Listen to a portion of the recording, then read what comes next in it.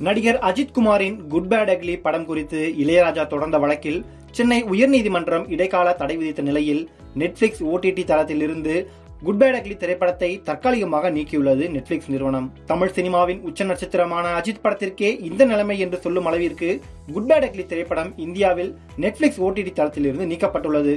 இளையராஜா தொடர்ந்த வழக்கில் சென்னை உயர்நீதிமன்றம் இடைக்கால உத்தரவு பிறப்பிருந்த நிலையில் நெட்ஃபிளிக்ஸ் நிறுவனம் இந்த நடவடிக்கையை எடுத்துள்ளதாக கூறப்படுகிறது. இளையராஜா தொடர்ந்த வழக்கு குறித்து முடிவு எடுக்கப்பட்ட பின்னர் மீண்டும் நெட்ஃபிளிக்ஸ் நிறுவனம் குட் பேட் அக்லி திரைப்படத்தை OTT தளத்தில் பதிவிடும்.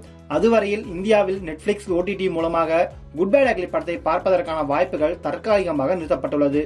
இந்த ஆண்டு திரைக்கு வந்த அஜித்தின் விடாமுயற்சி வசூல் ரீதியாகவும் விமர்சன ரீதியாகவும் தோல்வியை தழுவிய நிலையில் இந்த ஆண்டே வெளியான இன்னொரு திரைப்படம் தான் அஜித் குமாரின் குட் பேட் அக்லி திரைப்படம்.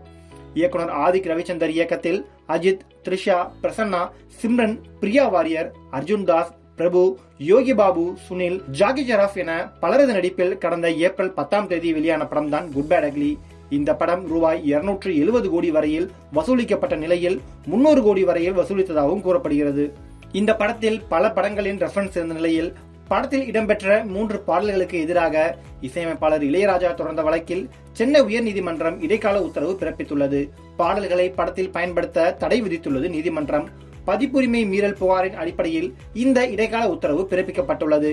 படத்தில் இடம்பெற்றுள்ள 3 பாடல்கள் தொடர்பாக இளையராஜா புகார் அளித்திருந்தார். 2 வாரங்களுக்குள் பட தயாரிப்பாளர்கள் விளக்கம் அளிக்க வேண்டும் எனவும் நீதிமன்றம் உத்தரவிட்டுள்ளது. தனது பாடல்கள் அனுமதியின்றி படத்தில் பயன்படுத்தப்பட்டுள்ளதாகவும் இது பதிப்புரிமை சட்டத்தை மீறுவதாகவும் இளையராஜா தனது மனுவில் தெரிவித்தார். 5 கோடி ரூபாய் இழப்பீடு வழங்க வேண்டும் என்றும் அவர் கோரியிருந்தார். பாடல்களுக்கு உரிமையாளர்களிடமிருந்து அனுமதி பெறப்பட்டுள்ளதாக பட தயாரிப்பாளர்கள் முன்னதாக நீதிமன்றத்தில் தெரிவித்திருந்தனர். ஏப்ரல் 10 திரையரங்களில் வெளியான குட் பேட் அக்லி திரைப்படத்திற்கு எதிராக கடந்த ஏப்ரல் 15 இளையராஜா வக்கீல் நோட்டீஸ் அனுப்பியிருந்தார். படத்தில் அனுமதியின்றி தனது 3 பாடல்கள் பயன்படுத்தியிருப்பதாகவும் இதற்காக 5 கோடி ரூபாய் இழப்பீடு வழங்க வேண்டும் என்றும் அப்படி வழங்காவிட்டால் 7 நாட்களுக்குள் பாடல்களை படத்திலிருந்து நீக்க வேண்டும் என்றும் அவர் அந்த நோட்டீஸில் குறிப்பிட்டிருந்தார். இழப்பீடு வழங்கவில்லை என்றால் சட்டப்படி நடவடிக்கை எடுக்கப்படும் எனவும் இளையராஜா எச்சரிக்கை விடுத்திருந்தார். இதற்கு முன்னரும் தனது பாடல்களை அனுமதியின்றி பயன்படுத்தியதாக கூறி பல திரைப்பட தயாரிப்பாளர்களுக்கு இளையராஜா நோட்டீஸ் அனுப்பியிருந்தார் என்பது குறிப்பிடத்தக்கது.